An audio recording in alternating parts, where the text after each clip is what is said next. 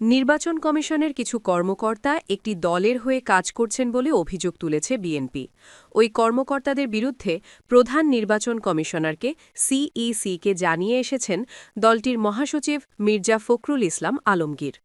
আগামী ১২ ফেব্রুয়ারি অনুষ্ঠেয় ত্রয়োদশ সংসদ নির্বাচনের প্রার্থীদের মনোনয়নপত্র নিয়ে আপিলের শেষ দিন আজ রোববার বিকেলে ঢাকার আগারগাঁওয়ে নির্বাচন ভবনে যান বিএনপি মহাসচিব।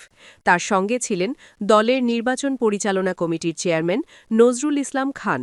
সিইসি এএমএম নাসির উদ্দিনের সঙ্গে ঘণ্টাখানেক বৈঠক করার পর তারা বেরিয়ে আসেন। এরপর মির্জা ফখরুল সাংবাদিকদের বলেন, ইসি অনেক ক্ষেত্রেই পক্ষপাতমূলক আচরণ করছে বলে তারা মনে করেন। তারা সে বিষয়গুলো সিইসিকে জানিয়েছেন। তারা চাইছেন ইসি যেন নিরপেক্ষ ভূমিকা রাখে।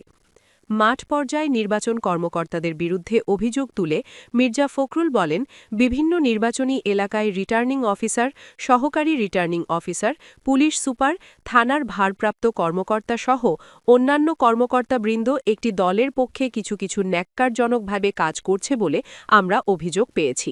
সে বিষয়গুলো আমরা তাদের গোচরীভূত করেছি।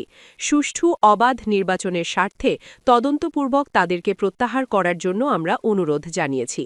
এর সঙ্গে বিএনপির মহাসচিব বলেন, নির্বাচন কমিশনের কতিপয় সিনিয়র কর্মকর্তা সহ কয়েকজনের বিরুদ্ধে আমরা অভিযোগ পেয়েছি যে তারা কোনো একটি নির্দিষ্ট দলের পক্ষে কাজ করছেন।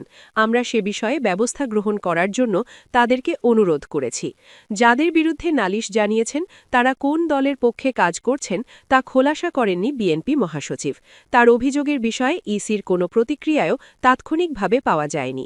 জামায়াতে ইসলামীর নাম ধরে অভিযোগ তুলে মির্জা ফখরুল বলেন, জামায়াতের নির্বাচনী কর্মীরা বাড়ি বাড়ি গিয়ে এনআইডির কপি, বিকাশ নম্বর, মুঠোফোন নম্বর সংগ্রহ করছে, যা ব্যক্তিগত গোপনীয়তা ভঙ্গ, ক্রিমিনাল অফেন্স। এই বিষয়ে আমরা ইতিপূর্বে আপত্তি জানিয়েছি।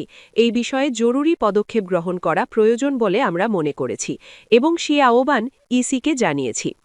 ঢাকা মহানগরী এলাকার বিভিন্ন নির্বাচনী এলাকায় একটি রাজনৈতিক দল তাদের প্রার্থীদের বিজয়ী করার অনৈতিক কূটকৌশল হিসেবে দেশের ভিন্ন ভিন্ন এলাকা থেকে